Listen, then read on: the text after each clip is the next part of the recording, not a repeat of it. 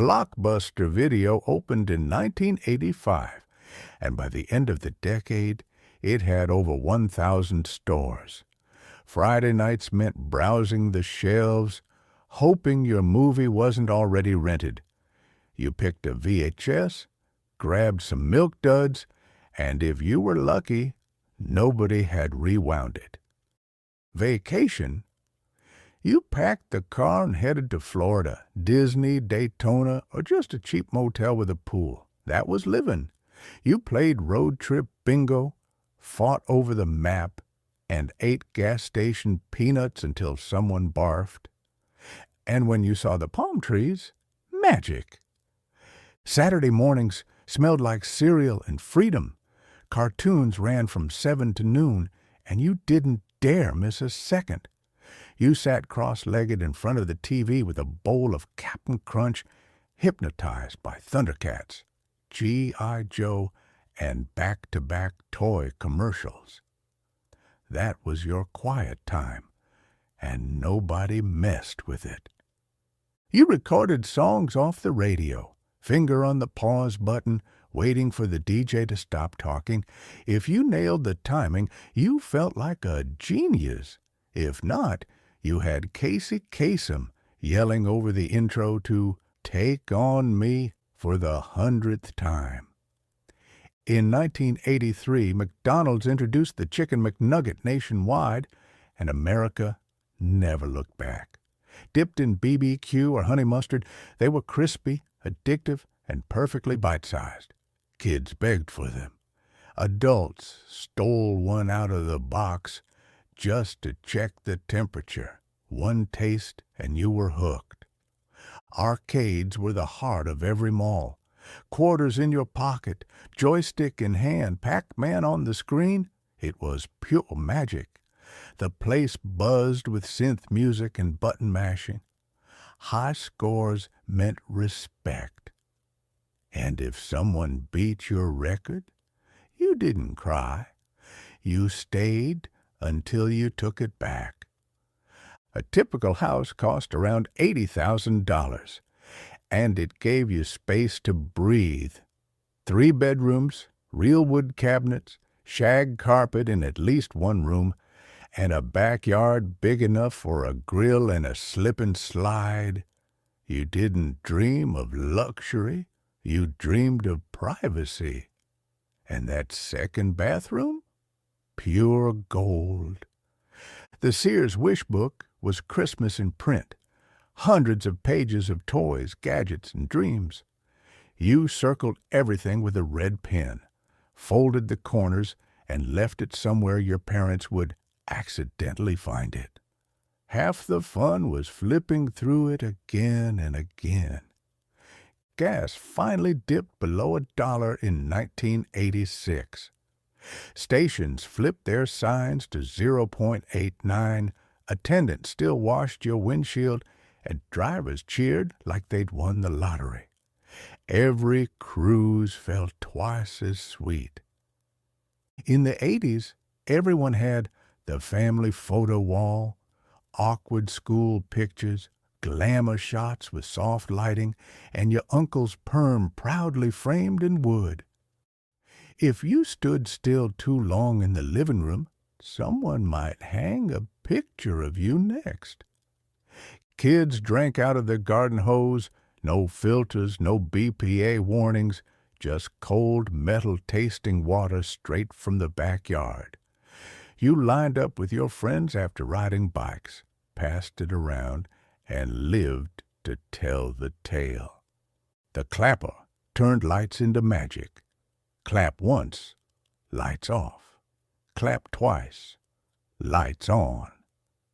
Every commercial ended with clap on, clap off, the clapper. It felt futuristic until it turned on in the middle of the night because your dog sneezed. Average salary in the 1980s? About $17,000. And it stretched farther than you'd think. You could feed a family, buy a used car, and still have a little left for the movies on Friday. Most folks lived simple, but you didn't need much when fun was $5 in a backyard. In 1981, MTV launched with the words, "Ladies and gentlemen, rock and roll." It was like someone turned up the color on America.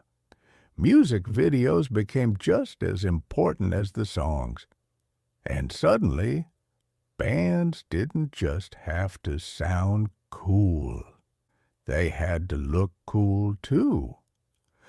Burgers came wrapped in foil, not boxes. Fast food was cheap, salty, and tasted amazing after baseball practice. Fries came in paper bags. Milkshakes were so thick they bent your straw, and you couldn't leave without a few ketchup packets in your pocket. In 1985, Coca-Cola changed its recipe and launched New Coke. People hated it. Protest lines formed, complaint letters piled up, and phone calls poured in.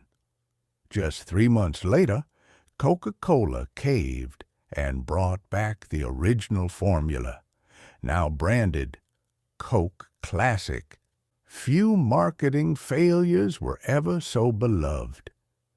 In the 80s, you didn't text at school. You passed notes, folded like origami, labeled "Read Now," and slid across desks like secret missions. If someone caught you, straight to the trash can, unless the teacher read it out loud. Then, goodbye, dignity. In 1985, the Nintendo Entertainment System, NES, hit U.S. shelves. Suddenly, Mario wasn't just a plumber. He was a hero. Duck Hunt, Zelda, Punch-Out! Games came in gray plastic bricks you had to blow into to get working. And when they did work, hours vanished. Trapper Keepers were status symbols, loud colors, Velcro flap, matching folders. If yours had unicorns or race cars, you were basically royalty. You flipped it open in class like a briefcase full of secrets. And when that Velcro ripped open, heads turned. You recorded TV on blank VHS tapes, labeled them with marker, stacked them by the VCR, and if someone taped over your movie night, that was grounds for war. There were entire shelves filled with homemade TV archives. Some are probably still in basements, half-labeled and dusty. Car interiors smelled like warm vinyl and crayons. You sat on sticky bench seats, rolled the windows down by hand, and burned your legs on seatbelt buckles. No airbags, no cup holders. Just you, the road, and your dad saying, "We're not stopping till we get there."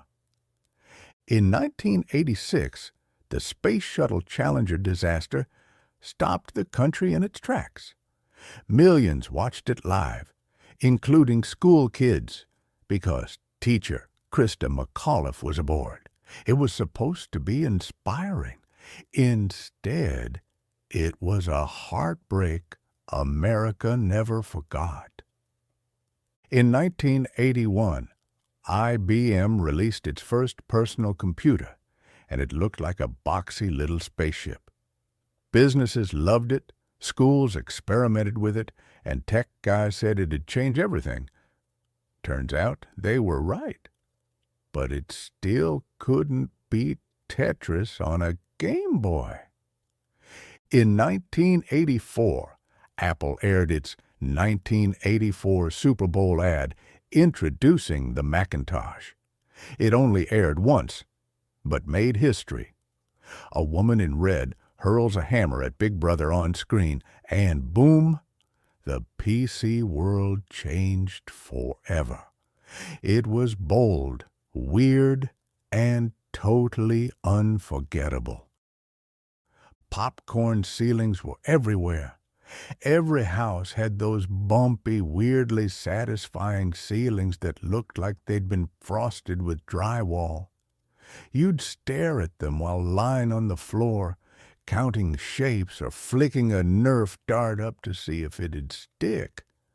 Most of the time, It did. You didn't stream your favorite shows. You waited all week. Thursday night was The Cosby Show. Cheers, Family Ties. Miss an episode? Tough luck. You hoped for a rerun or someone at school who could tell you what happened, but without spoilers, because they weren't called that yet. In 1982, E.T. phoned home and broke every box office record. You cried. Your parents cried. Even your big brother cried. Suddenly, Reese's Pieces were cooler than M&M's, and every kid wished they had a glowing finger and a BMX bike. Grocery trip? Around $60 fed a family of 4.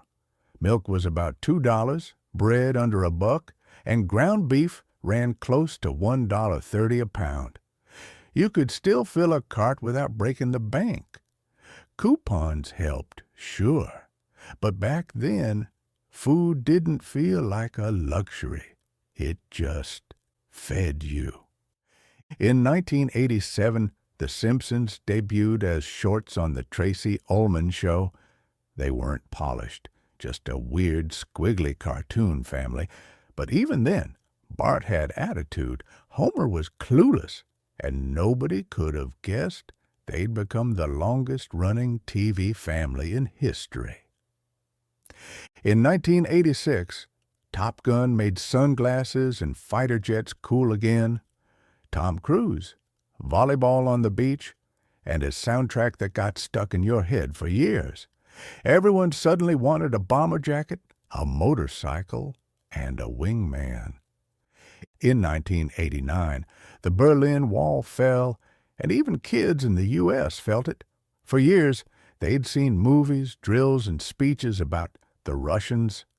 Suddenly, the Cold War seemed to crack open, and Reagan's challenge, Mr. Gorbachev, tear down this wall, didn't sound like a movie line anymore.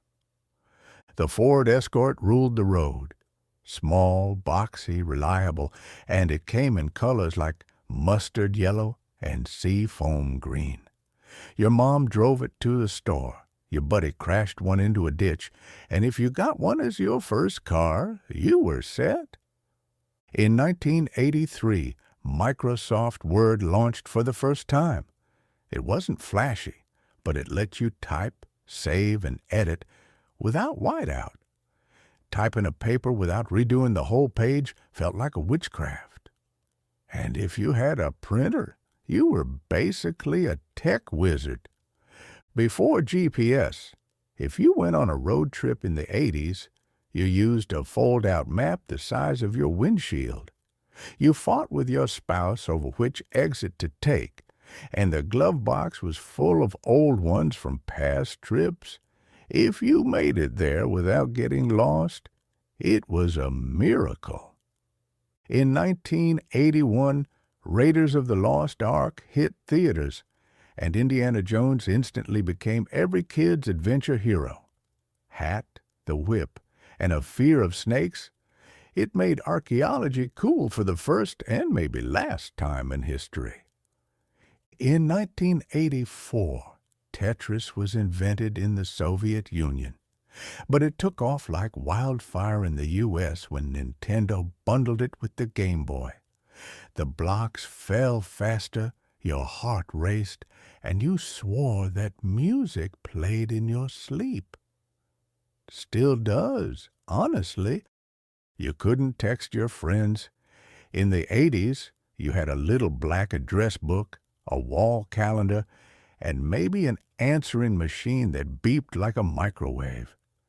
If someone missed your call, they called back. That was social media, and somehow it worked just fine. Shopping malls were the teenage kingdom. You didn't go there to buy things. You went to be seen.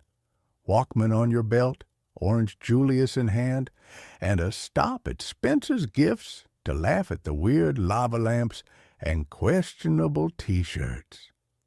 It was freedom with air conditioning. You sent film to get developed and waited. 1 hour photo wasn't everywhere yet, so you dropped off a roll, waited days, and hoped they didn't all come out blurry. That envelope of glossy prints? Pure treasure. Cash ruled the 80s. If you wanted something, you paid for it in paper, coins, or a handwritten check. You kept your money in a nylon Velcro wallet that made a ripping sound loud enough to silence a room. And somehow it made you feel rich. Every living room had a giant wood-paneled TV. It took 2 people to move it, weighed as much as a refrigerator, and had rabbit ears you wrapped in foil for better signal. Sometimes you had to bang the side to make the picture stop jumping. You wore your favorite band on your T-shirt. Concert tees weren't just clothes. They were identity. You ironed them flat, wore them thin, and never threw them out. AC/DC, Journey, Van Halen, whatever was on your chest, that was your crew. Microwaves changed everything. Suddenly, dinner didn't have to take an hour. You could zap a Salisbury steak, nuke a burrito, or reheat last night's coffee. No more waiting on the oven. Just push a few buttons and wait for the ding. Reagan was everywhere. Whether you loved him or not, Ronald Reagan's voice, hair, and optimism filled the 80s. He called the Soviet Union the evil empire, promised morning in America, and somehow made jelly beans seem presidential. His speeches were pure Hollywood, and so was his delivery. Cabbage Patch Kids caused riots. In 1983, parents fought in store aisles to grab the last doll. Each one had a unique name, chubby face, and a fake birth certificate. It wasn't just a toy. It was proof that you cared enough to elbow strangers for your kid. School lunch in the 80s meant rectangular pizza, lukewarm milk in a cardboard carton, and maybe a fruit cup with a half peach floating in syrup. You ate it on a plastic tray under fluorescent lights, and somehow it was still the best part of the day. Every neighborhood had at least one kid whose mom made Kool-Aid in an old Tupperware pitcher. You dumped in the sugar by feel, not by measurement. One sip, and your whole mouth turned purple. The walls were sticky. Nobody cared. It was summer in a cup. Gas station maps were free. You walked in, grabbed one from the rack, and asked the clerk which road had the least traffic. No GPS, no apps, just a creased-up paper guide and some local advice. And if you took the wrong turn, that's how adventures happened. Roller rinks were packed. Disco lights, fog machines, and endless loops around the rink to Madonna or Foreigner. If you held someone's hand during the slow song, it basically meant you were dating. Bonus points if you didn't fall in front of them. Boom boxes were the soundtrack of the street. Big, loud, and slung over your shoulder, they blasted Run DMC, Madonna, or Springsteen on cassette. If your batteries died mid-song, you either swapped them out or held a funeral for your street cred. In 1982, Time magazine's Man of the Year wasn't a man at all. It was the computer. That's how big tech had become. Personal computers were showing up in homes and classrooms, and no one could quite figure out what to do with them yet. Velcro shoes changed everything for kids. No more bunny ears, loops, or double knots. Just strap-and-go freedom. They made you feel fast, even if you still tripped over your own feet. Laserdisc looked like the future. It was huge, shiny, and promised better quality than VHS. Problem was, it cost too much and barely fit on your shelf. Most folks stuck with tapes, but if your friend had Laserdisc, you knew their dad worked in tech. In 1980, Post-it notes hit the market, bright yellow squares you could slap on anything. Suddenly, fridges were covered in reminders, desks were buried in notes, and parents had a new way to say, "Clean your room," without raising their voice. TV commercials were part of the experience. Jingles stuck in your head, mascots became celebrities, and Saturday morning cartoons came with cereal ads that made you beg your parents. There was no skipping. If you wanted to fast forward, you better have recorded it on a VCR. In the 80s, airline tickets came with real perks. You got a hot meal on a tray, leg room that didn't require yoga, and maybe even a free deck of cards. Kids got wings from the pilot. Nobody paid for luggage. Flying felt like an event, not a chore. Home perms were everywhere. Girls, moms, even some dads ended up with big, fluffy curls that smelled like chemicals for a week. If you had bangs, they were teased straight up with Aquanet until they could block radio signals. Style was loud and proud. Jelly shoes hit playgrounds like neon raindrops. Translucent plastic, glitter inside, and a smell you can still remember. They squeaked, they pinched, and after a day in the sun they nearly melted. But if your feet sparkled purple, you felt like the coolest kid at recess. In 1980, CNN became the first 24-hour news network. Suddenly, news didn't stop after 6 p.m. You could flip it on at any time and get updates from around the world. For better or worse, it changed how Americans consumed information and how often they worried. Every kitchen had Tupperware, bright orange, avocado green, mustard yellow, lids that never matched and somehow never fit quite right. Your mom went to Tupperware parties and brought home gadgets you never used, but you still had to find a drawer for. The Pepsi Challenge actually started in 1975, but the taste test tables were still everywhere in the 80s, malls, fairs, even grocery lobbies. You sipped 2 unmarked cups, picked Pepsi, and got a button that said, "I took the challenge." It was marketing judo, and most folks loved the free cola.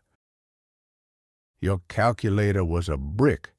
It had rubbery buttons, cost a fortune, and if it had solar power, you felt like a genius. Teachers let you bring it to math class, but only if you promised not to type 58008 and turn it upside down. Socks went over your pants, especially if you were heading to aerobics class. Neon leg warmers, sweatbands, leotards. Thanks to Jane Fonda, exercise became a fashion show. You didn't just work out, you looked like you were about to perform on stage at a synth-pop concert. Choose Your Own Adventure books turned reading into risk. 1 page, you're a detective. 5 pages later, you've been eaten by space squids. You kept a finger marking the previous choice. Cheating, technically, but the multiverse needed you alive. Trivial Pursuit took over every living room. Released in 1981, it was the board game that made you feel smart, until the arts and literature category humbled you. Families played for hours, arguing over answers, bending the rules, and claiming someone read that card before. Answering machines talked for you. A tiny cassette recorded your missed calls, usually with a robotic voice or your dad saying, "Leave a message after the beep." Some people even made custom jingles. You called home just to hear your own voice. In 1980, Rubik's Cube arrived in the U.S. 6 colors, endless frustration. You'd twist and twist until you gave up, peeled the stickers off, or claimed you almost had it. Solving one without cheating made you a legend in the school hallway. Everyone used payphones. A quarter got you a local call, and every gas station or street corner had a scratched-up metal box with a dangling cord. If you forgot the number, you just hoped they answered, or you stood there flipping through the phone book chained to the booth. You didn't play video games. You rented them, one cartridge at a time, from the corner store or Blockbuster. No saves, no tutorials. You had 48 hours to beat the game or cry trying.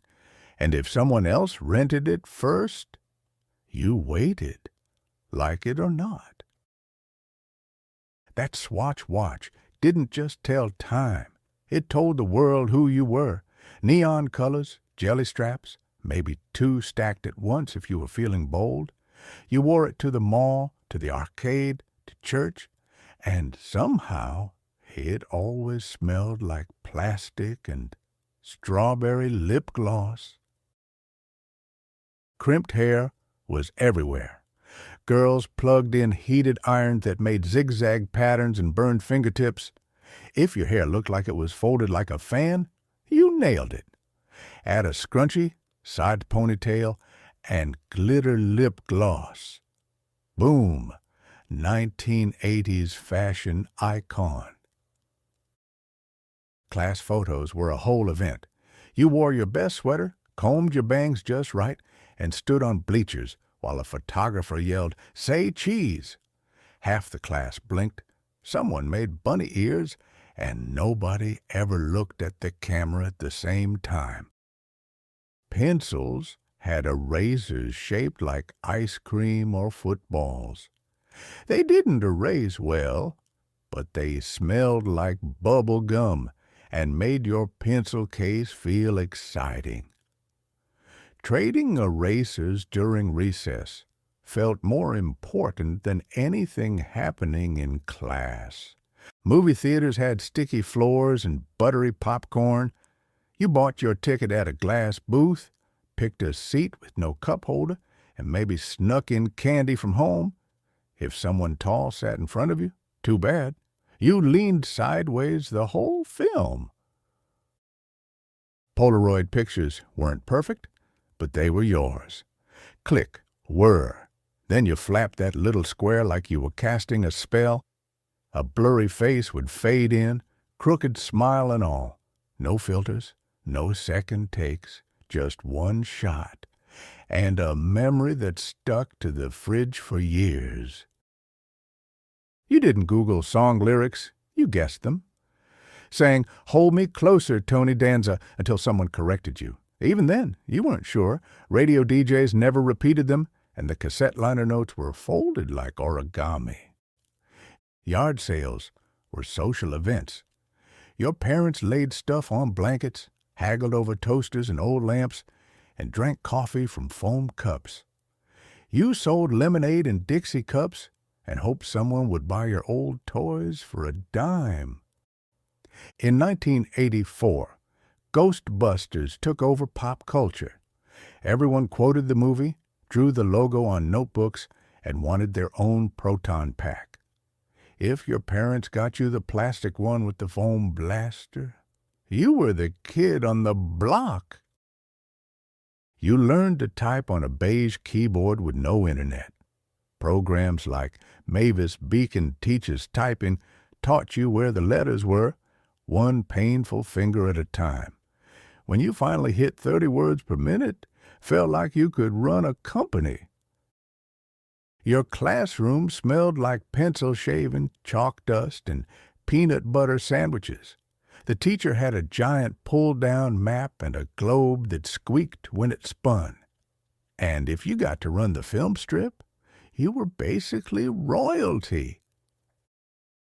Every fridge had alphabet magnets. Kids used them to spell weird messages, adults used them to post grocery lists, and somehow at least 3 letters were always missing. Usually Q, Z, and the second E. The pencil sharpener was mounted to the wall. You'd crank it like a machine from the 1800s, turning your pencil into a tiny spear. It squealed loud enough to stop class, and half the time it just